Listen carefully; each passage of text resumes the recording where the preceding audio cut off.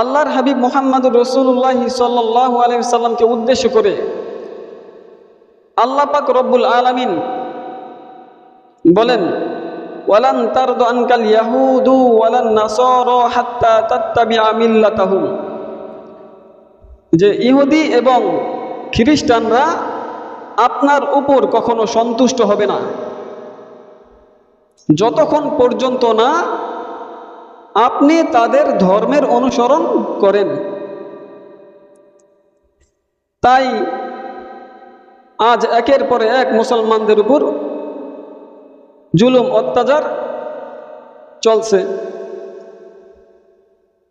জুলুম অত্যাচার চলছে। কখনো মুসলমানদের উপর এককভাবে, কখনো সংঘবদ্ধভাবে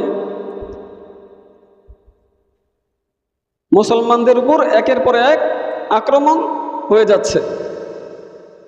কখনো সেই আক্রমণটা এককভাবে, কখনো সংঘবদ্ধভাবে, কখনো আমেরিকা, কখনো রাশিয়া, কখনো ইসরায়েল, কখনো ব্রিটিশ, কখনো ভারত, কখনো বার্মা, কখনো মিত্রবাহিনীর নামে একের পরে এক মুসলমানদের উপর আক্রমণ করেই যাচ্ছে।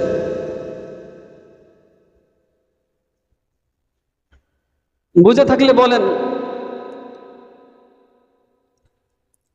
যে সেই আক্রমণটা একভাবে হবে নাকি বিভিন্ন ভাবে হতে পারে?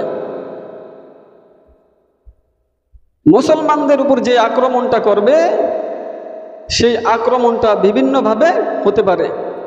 সেই আক্রমণটা ষড়যন্ত্রের মাধ্যমে হতে পারে, সেই আক্রমণটা মুসলমানদের দেশ দখল করার মাধ্যমে হতে পারে, সেই আক্রমণটা মুসলমানদের ইবাদতখানা মসজিদ ভাঙ্গার মাধ্যমে হতে পারে, সেই আক্রমণটা মুসলমানদেরকে আগুনে পুড়িয়ে মারার মাধ্যমে হতে পারে, সেই আক্রমণটা মুসলমানদেরকে পানিতে ডুবিয়ে মারার মাধ্যমে হতে পারে।